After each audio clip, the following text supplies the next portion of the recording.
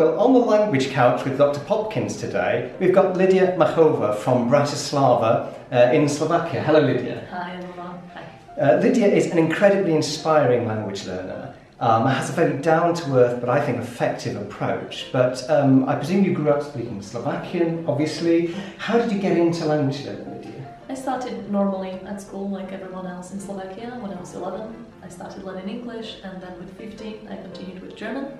And I basically started learning languages by myself when I was an adult. Mm-hmm. And professionally, you've been involved in languages all your career? Exactly, yes. I'm professionally an interpreter.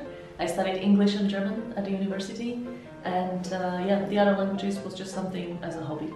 And which are the ones you're learning actively at the moment? Yeah, right now I'm learning Swahili. Swahili? Usually take 2 years per language, and I only concentrate on that one language. And the other ones are just ones I try to keep up. So that would be Spanish, Polish, French, Russian, Esperanto, a bit of the Slovak sign language. So that's okay for you to say, but you maybe have a gift for languages. Yeah, that's what everybody supposes, of course. I personally do not believe that. I think I have maybe a bit of talent for discipline in general. So I would say I can learn anything because I can apply myself to it, and I like languages, so that's why. But I really don't think I have a talent, for example, with my memory or something. I actually find it pretty difficult to remember new words which I only hear once, and I just have to expose myself to it many, many times to speak the language well. So I think this is the key. And what is it that excites you? Why have you spent so much time and effort in your life on languages then? What is it that excites you about learning languages? Well, I think it's, first of all, the process itself. You know, at the beginning you don't understand anything, you don't speak the language, and then suddenly, I mean not suddenly, it takes some time of course, but then you achieve a point, this eureka point, where suddenly the language makes sense. And I love that feeling so much. I got addicted to it, I would say. That's why I want to learn a new one every 2 years. Because, you know, it just gives you this new ability to communicate, and I find it fascinating. So why do you think that so many people, you know, maybe some of us, don't get so far then? What's the main roadblock to people getting fluent?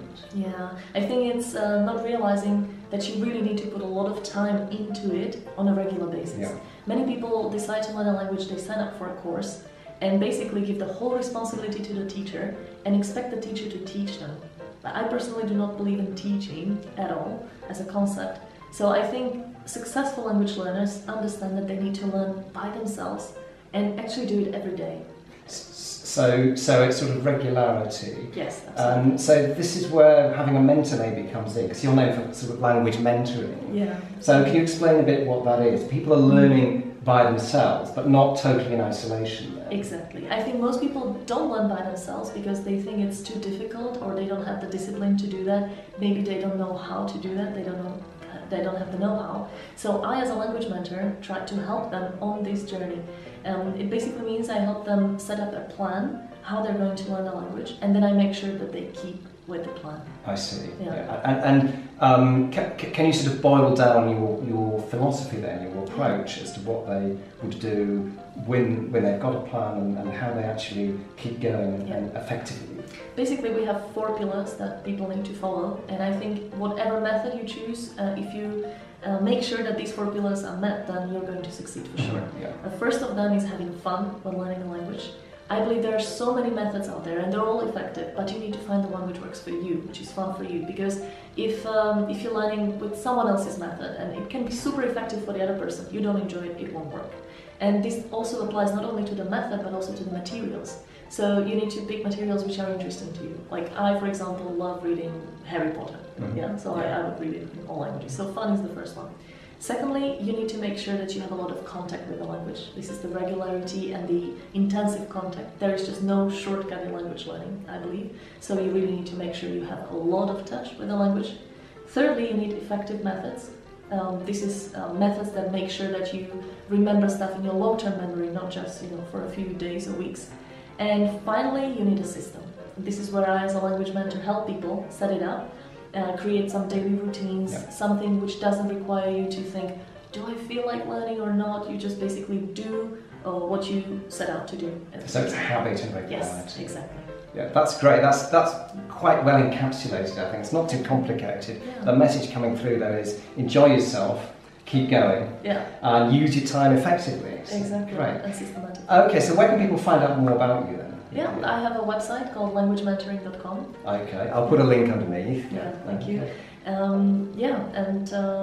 I'll be happy to have anyone else interested in these methods to visit the website, of course.